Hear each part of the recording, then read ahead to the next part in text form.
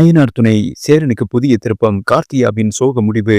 நேற்று நடந்த விபத்து கார்த்தியா சக்தியின் வாழ்க்கையை புரட்டி போட்டுச்சு. சக்தி கோமா ஸ்டேஜுக்கு போயிடுறாரு.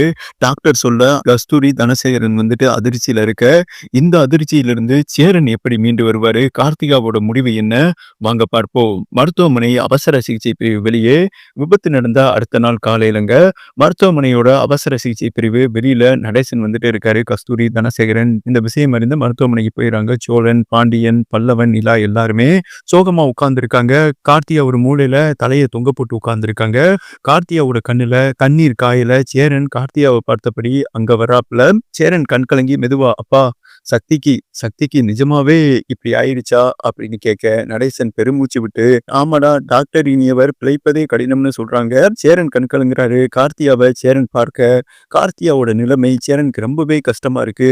சேரனோட மனசுல ஒரு பெரிய பாரம் இறங்குது. அந்த பக்கம் கஸ்தூரியும் தனசேகரனும் கார்த்தியாவை தேத்துறாங்க. கஸ்தூரி கார்த்தியாவை அணைச்சு, அழாதம்மா கார்த்திகா, எல்லாம் நல்லபடியா நடக்கும். சேரன் தம்பிகளை பார்க்க சேரனோட முகம் முழுக்க ஒரே சோகம். அப்போதாங்க ஒரு நடுத்தர வயதுடைய பணக்கார பெண்மணி ரொம்ப ஸ்டைலா கெத்தா அந்த பக்கமா வர ஒரு புதிய கேரக்டர் இந்த சீரியல்ல என்ட்ரி கொடுக்குதுங்க. நடேசன் கிட்ட வரா. நடேசனா, என் அண்ணன் பையனுக்கு இப்படி ஒரு விபத்தா? நான் உடனே கிளம்பி வந்துட்டேன். உடனே நடேசன் அந்த புதுசா வந்திருக்காங்க இல்லையா அந்த கேரக்டர், வாங்க சக்திக்கு ரொம்ப மோசமா இருக்கு அப்படின்னு சொல்ல, பத்மா சேரனையும் சேரனோட தம்பிகளையும் பார்க்கிறாங்க. சேரனோட அப்பாவித்தனமான முகத்தை பார்த்ததும் பத்மாவுக்கு ஒரு எண்ணம் வருது. இவங்களை பிரிச்சா சேரனை தனியா பிடிக்கலாம்னு அந்த புதிய கேரக்டரோட, அதாவது பத்மாவோட மனசுல ஒரு திட்டம் ஓடுது. பத்மாவோட கண்கள்ல ஒருவித கைமைத்தனம் தெரியுது. பத்மானா அந்த புதிய கேரக்டருங்க. சேரனுக்கு அடுத்த ஜோடியை கொண்டு வந்திருக்காங்க. உடனே பத்மா சேரனை பார்த்து கொஞ்சம் பரிதாபமா பேசுற மாதிரி, ஐயோ நீங்க தான் சேரனா, ரொம்ப கஷ்டமா இருக்குப்பா, உங்களை பார்த்து ஏதாவது பேசணும்னா தம்பிங்க எல்லாம் உங்களை விட்டு போக மாட்டாங்களே அப்படின்னு அந்த புதிய கேரக்டர் சொல்ல, உடனே சோழன், பாண்டியன், பல்லவன் மூவரும் ஒருத்தரை ஒருத்தர் பாத்துக்கிறாங்க. இவ பேச்சுல ஏதோ ஒரு உள்நோக்கம் இருக்கிறத அவங்க உணர்றாங்க.